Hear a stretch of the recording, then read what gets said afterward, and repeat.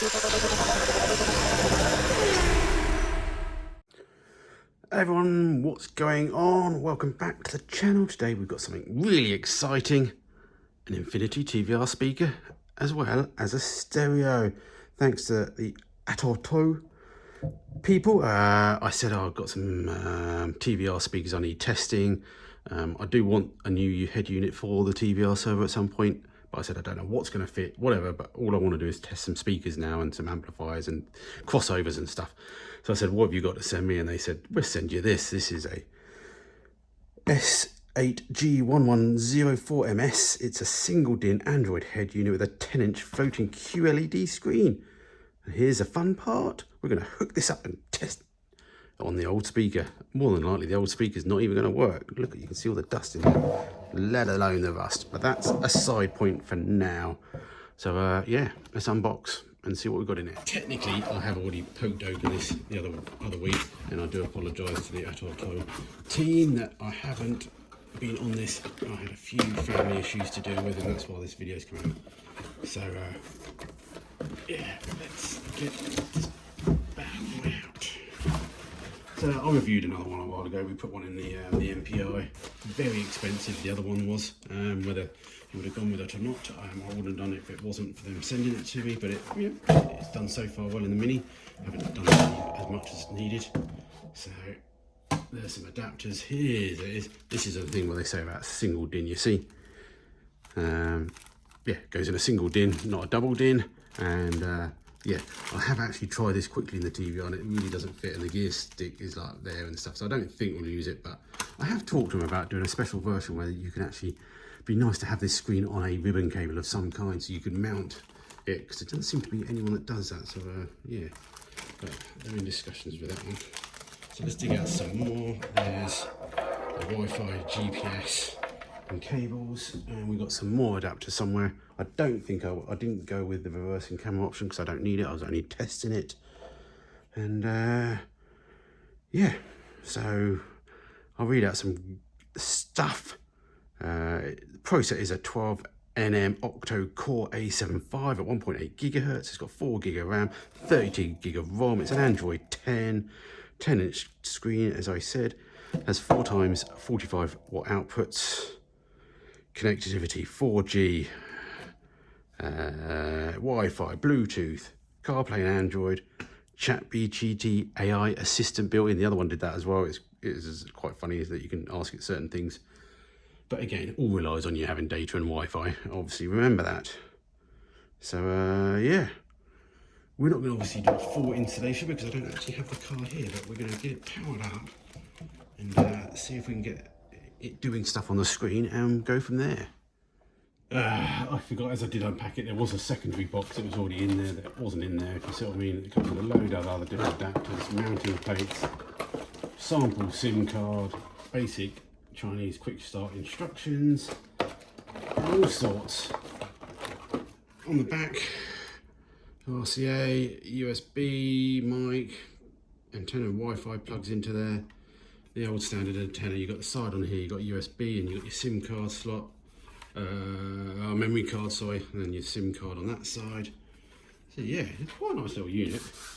The links and stuff are all in the description for prices. Definitely not as costly as the last one, but definitely worth plugging this in because we need to connect to the Wi-Fi. They literally, yeah, don't connect to Wi-Fi if you don't actually have a Wi-Fi antenna in it, which is not a surprise because obviously you haven't got Wi-Fi unless you're like half a metre away from the own Wi-Fi. So we'll get this fired up and put it on the old power supply so we'll be able to have a bit of an idea of what it's burning. Yeah, you put some power on this baby. Output. Might take the plastic screen off in a second. So we have got, the scratches are only in the plastic protection, but that's what it's there for. Even in a box I ruin things.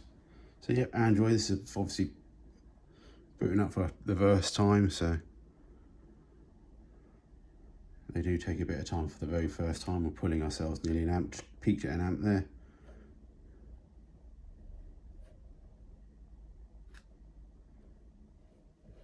Woo!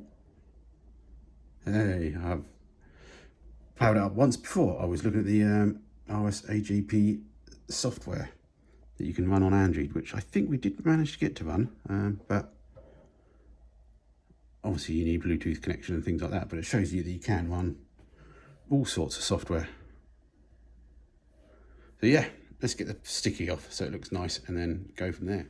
Okay, just having a flick around, trying to show you some of the features. I've just gone into Google Play. I've just downloaded a speaker tester, so I thought that'd be quite handy instead of just playing things off Spotify, which obviously you can, if anyone's with Android, I'm an iPhone user myself, but Android in cars, that you can obviously download all your apps that you've got.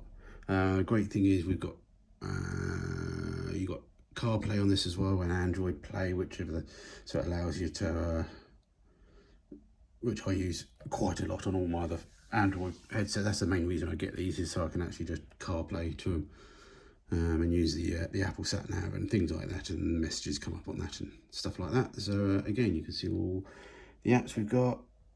It comes with a load of pre-installed ones. Radio, again, need the aerial on there. They've got tire monitors, again, that's secondary plug-in, secondary item that you need to install, which is to do with the Bluetooth. YouTube, all the usual apps that you get on here. You drag down, you can get your Wi-Fi up here, see all your data, and reboot the system if you need to. You've got your fancy equalizers, all the usual stuff that you find. It's quite good that it's you've got buttons on the front here as well. Touch screen for home, jump to home. You can change your thing. We've got a web browser. What a brilliant review I'm doing. Phone, you've got your maps and stuff installed, but again, you can also run your Google Maps, and that will work with your GPS antenna. And yeah, let me see if we can get some sound coming out of this. Looking at the viewing angles, they are pretty damn good. Try not to short anything out, but you can still see the icons, you know, so you can be at quite a different angle. This screen itself can slide up and down, and you can got a certain amount of angle as well to help you clear whatever obstacles you have in your car as well around the dashboard area. Wow, something's come to life. Hear the beeping? Obviously that's a menu setting, but so look at that, see that? You can, I guess if you put that there, like, oh, your head thinks you're in the middle of the sound field. Obviously we've only got one speaker and we're not in a car, so I don't know what any of this stuff is, but it all looks very fancy. So did my that beeping could get quite annoying quite quickly. What did my stereo test go into?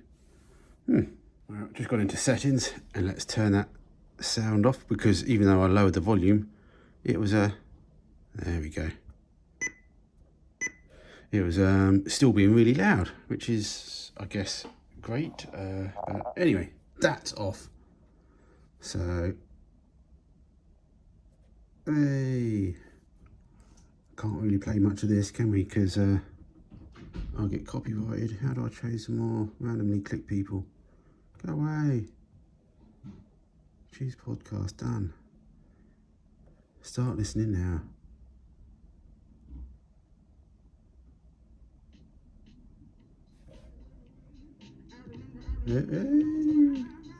Hey, these are old Infinity speakers, and to be honest, that sounds quite good. Obviously, I'm sure the stereo is helping, but that is pretty good.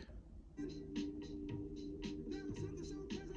got to be careful when we get copyrighted on all this, and that'll have to be coming out. So if it doesn't match the music you see here, that's because I've had to get rid of the copyright.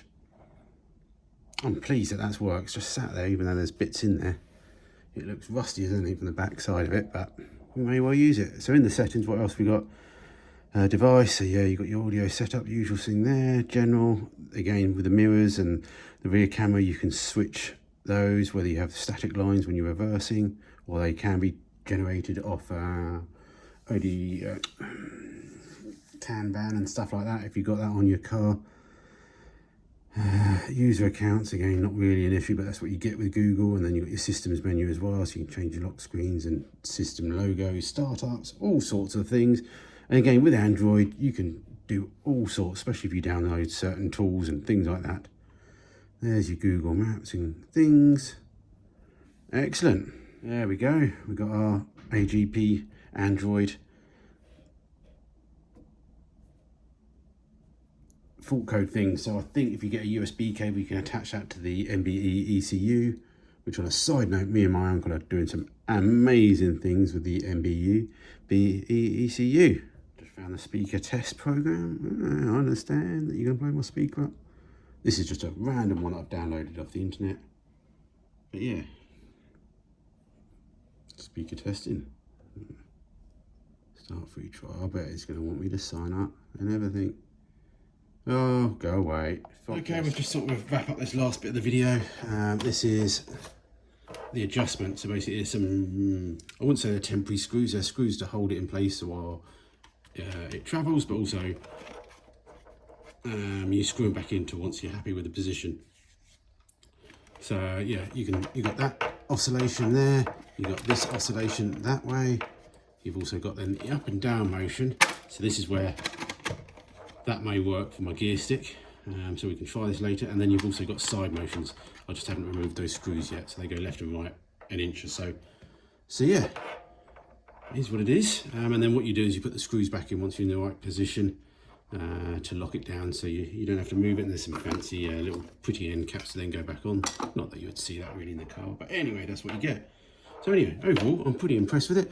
It was only a very quick review. I'll do a bigger review once I actually get it in the car, if it does go in the car, and we get our crossovers and stuff. Not that you sort of need that so much these days, but any advice on what I should be doing with these speakers? I was quite surprised they even worked actually. Yeah, these Infinity speakers definitely have seen some rusty days, but they work. It's just those little connections are very delicate now. But anyway, quick review, maps reviews, that's what it is. Any questions, leave below. Check out the link. I think these are just as good as any other Android, if not a little bit better. Type head units, and yeah, make your own choices. Check out the links.